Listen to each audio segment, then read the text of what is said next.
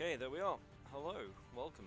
I thought a good way to sort of, get to know me, see my insight onto things, because I talk a lot about Space Marines, is to just do a simple Legion tier list. We're not going to go into the chapters, we're just going to stick to the bare bones. I'll talk about things I like, things I don't like, so on and so forth. Obviously, I'm not the... I know a lot of the lore because I've spent a lot of time reading, learning, all that sort of thing.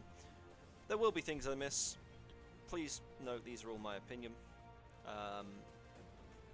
Yep, so without any further ado, let's get stuck into it. We'll start with the first Legion on this list, which is the Blood Angels. I'll be honest, I used to really not like them. I don't know why. Coming into the hobby, I just kind of looked at them and thought, damn, they're quite generic and like vampire, ooh, cringe. And then I realized how wrong I was. As a chapter, I think they've got some of the most focused lore, and I think it's some of the most cohesive, and it's nice to see. Where I would put them, I'm thinking probably... I'm not going to say S, because I do still think they're not my flavor. Like, one of the ideas I had, and it's something I might do, similar to Valrak's Last War Protocol, I was going to do the Defenders of Baal, and if I can afford it, one day that'd be something I'd quite like to do, where I just have a squad of each chapter that came to Baal's defense, or Baal, whatever you want to call it. I think they're a solid A. I think they have a lot of... when I think core Space Marine, I think both of Ultramarines and Blood Angels, so I think we can sit them at A. Next, very biased here, the Night Lords trilogy, enough people say it, but it sells this Legion so well. I love how they are just not, how they are rotten. They're not everything a Space Marine should be. They are the antithesis. They are just the lowest of the low, bred up to be these, machines, these merciless killers, and they have such utility at their disposal. So, I love their aesthetic. I love their sort of, attitudes.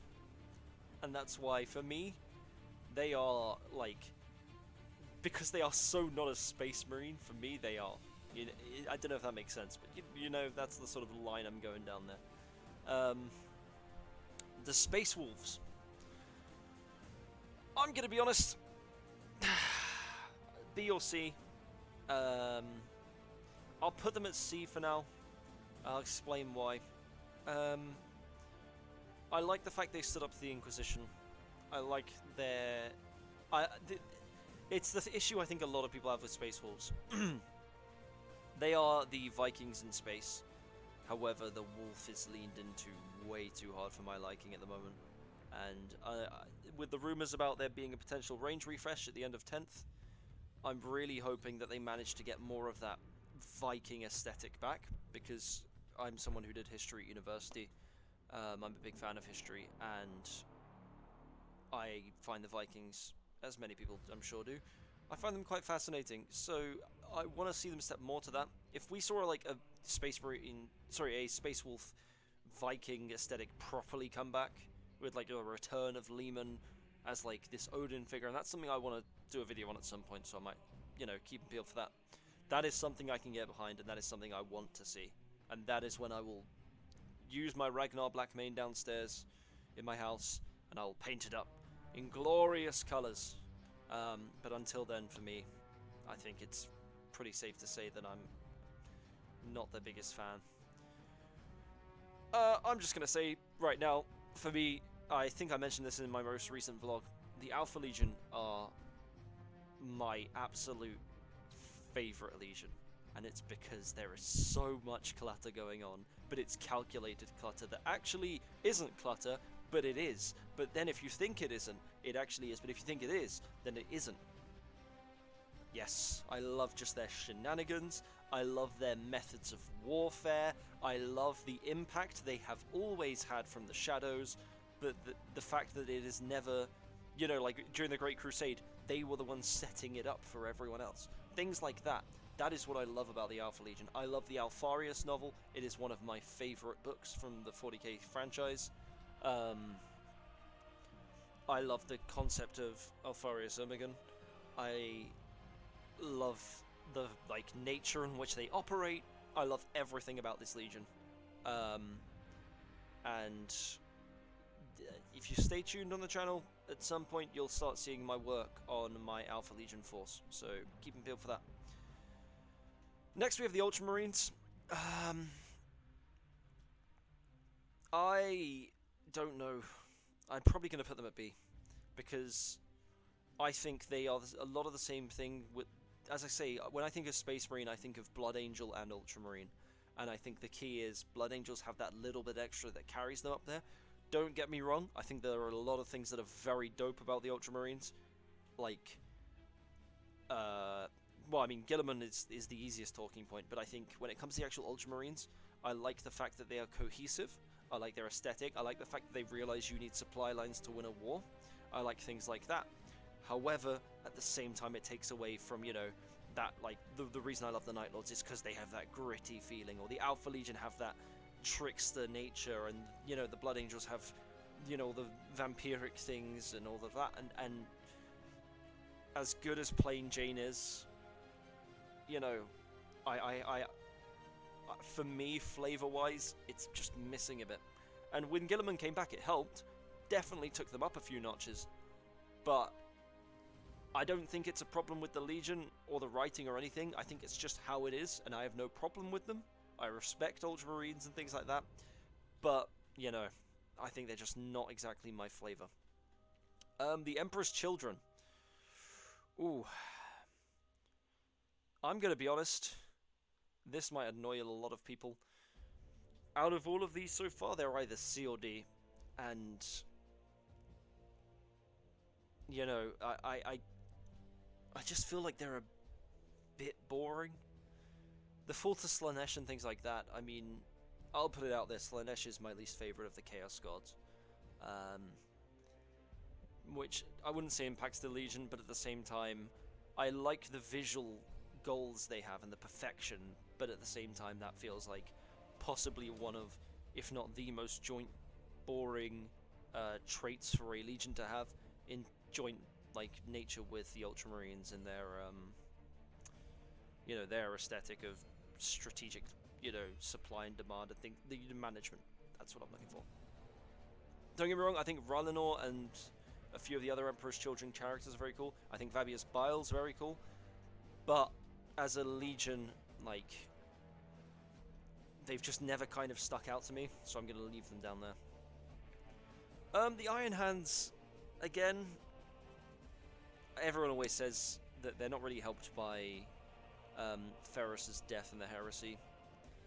And, I mean, out of all the Legions, they're probably the one I know the least about, because I don't really feel like there is much to know about them. They're very on the nose. You know, bionics, you know, lateral thinking, things like that. Again, no problems with them. However, when it comes to me putting things in D tier, that's not me saying they're bad. It's just either their flavor is not for me, or I think they need a bit more. Like, that's where C and D are kind of sitting. The Iron Hands have had a lot of, like, interesting moments, but those interesting moments to me don't top the fact that their presence overall was a bit lackluster in my opinion. The Death Guard, I'm going to put them here in B tier, because when someone writes a character to the point where you don't like them reading about them, not because you're like, oh, this is a really badly written, but because you're like, you know, you're just not a good person, you're not, like, there's no positives to you, you're so bleak and miserable and all that. I feel like a lot of the Death Guard higher-ups encapsulate that. And also, I mean, there's the Death Guard who didn't fall to Chaos during the Heresy. Those guys are pretty chad. I don't really have much to say. I love their aesthetic with the Nurgle, and I think their miniatures are some of the most gorgeous ones. But, well, ironically gorgeous. But they just lack, again, they have enough in some ways. I'd like to see them have a bit more in others, and that's why they're kind of like mid-tier. Same with Ultramarines. The Salamanders. Now, I'm a bit stuck with the Salamanders because I can't say I'm the... I like the fact that they are different because they are nicer typically. But to me that also kind of weighs them down. I love the aesthetic of flamethrowers as well, but I don't know if I put them B or A is the issue here. I think I'll put them out a high B.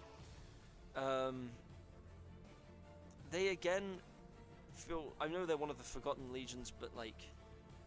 The Forgotten Legions really feel forgotten, ironically, I'm going to say. I feel like we need more flavor and more stories and more books and more lore surrounding the Salamanders and the Iron Hands, and in a way the Emperor's Children and things like that. The Emperor's Children, again, if rumors are to be believed, might be getting a bit more soon with the Fulgrim return that's been rumored for a while now. So, you know, I'll keep my horizons open for them, but the Salamanders to me, again, I might annoy people here, but to me they're a bit plain Jane. They're like nice plain Jane though. Like they're almost there. I am also just a bit nitty gritty. I nitpick a lot, so that's on me. The Thousand Sons I think are an A tier. Like they have a suitably tragic story, but also at the same time Magnus did stuff wrong. He did it. He did stuff wrong. Hey.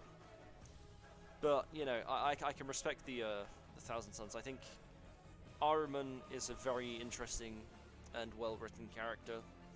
I think it's always going to be hard to write them because of, you know, the whole warp chicanery.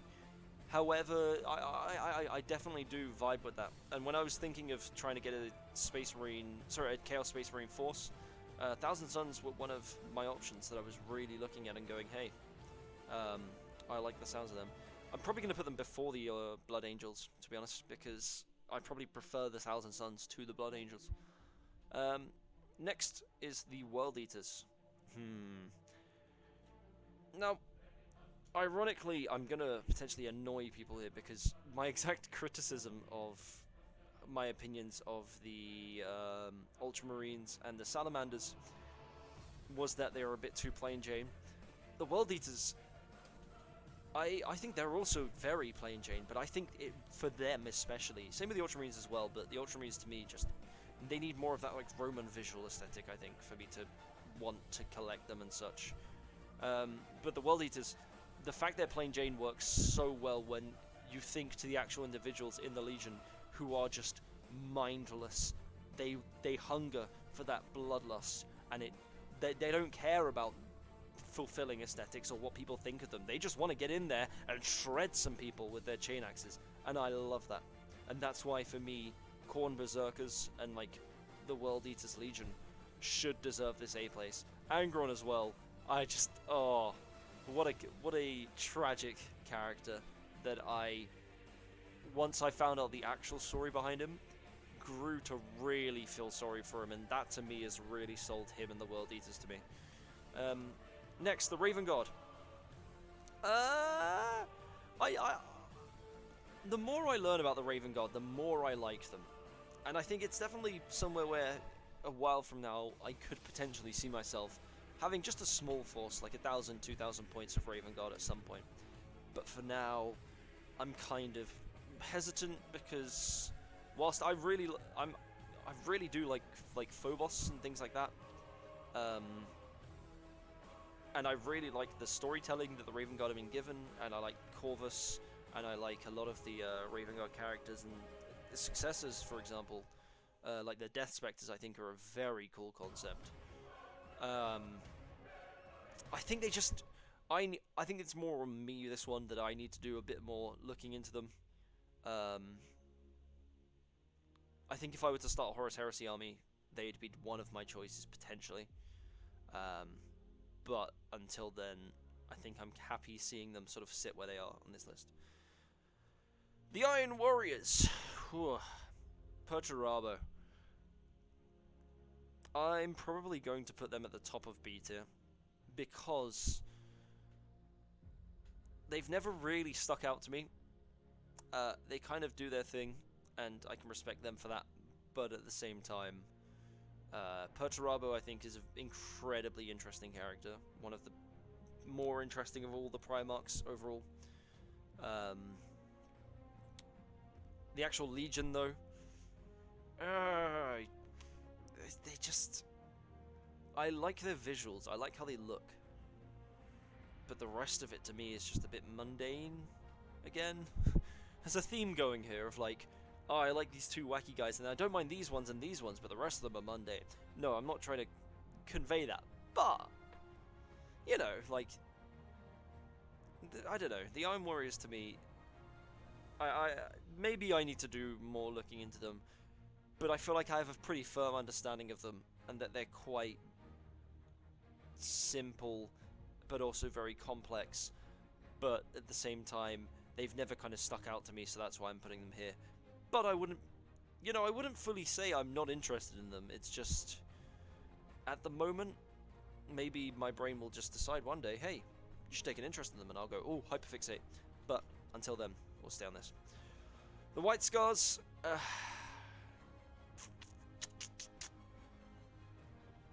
I'm gonna not. A lot of people won't like me for that because I know they are like secretly popular. I think they have some of the most potential. I just wish there was more about them.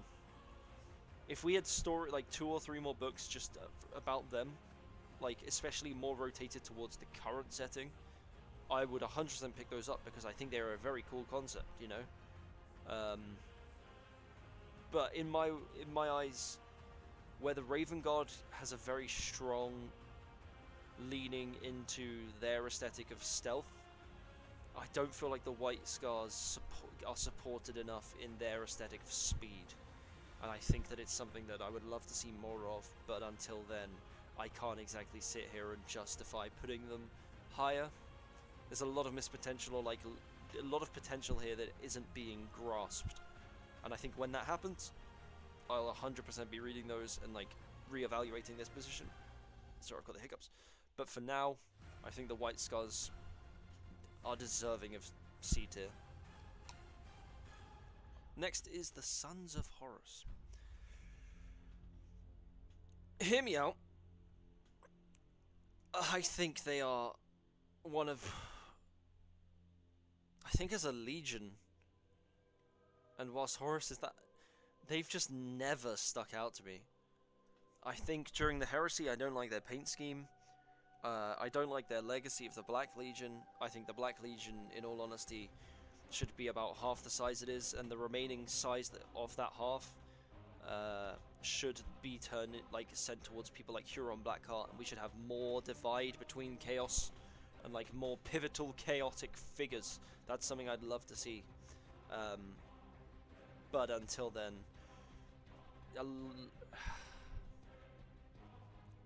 I'm telling you, no. I genuinely think I prefer the Iron Hands and the Emperor's Children to Sons of Horus. I mean, I think out of all the legions, they're the one I'd probably collect the least. Because when I try and think about things right now, they kind of don't stand out too much. It's more the actions that were taken by their individuals, more so than the actual legion itself. And I think that for me is one thing that every other legion, like, you can look at a legion, you can go, oh, what is their standout thing? With the Sons of Horus, it's just kind of, you know, they're master tacticians, sure, but you know, it's just missing that extra flavor, that extra something. Not finally, we have the Imperial Fists. I go through phases, and I'm gonna be honest, I'm probably gonna put them like here. In fact, no, I'll put them above White Scars. But hear me out. I don't dislike them. I just think that Imperial Fists suffer from a very not unique problem, but in some ways it is. I think most of their successors are a lot more interesting and a lot cooler than them. I think the Crimson Fists are they're one of my favorite chapters. I mean, the Black Templars are just aesthetically pleasing. Sons of the Phoenix, very nice to look at, very nice to like, you know, they are the aesthetic of what I'd want the Emperor's Children to be if they were loyalists, even though they're not Emperor's Children. Yeah, whatever. You know, like, a lot of the Imperial Fists, Celestial Lions, I have miniatures that are Crimson Fist and Celestial Lions, like, because I got bored and decided I'd paint a squad or 2 squads of those. You know, I can respect the Imperial Fists, and I know they did a lot of work in the Heresy, but as a Legion, to me, their appeal, it's a bit lacking. Again, I think I'd like to see more, but at the same time, I don't really know if I would. I think the Imperial Fist's strength is in their successors, and I'm trying not to include successors when I'm thinking about Legions here. I like the Imperial Fists in, like, you know, they are your due diligence, no messing around, that sort of job.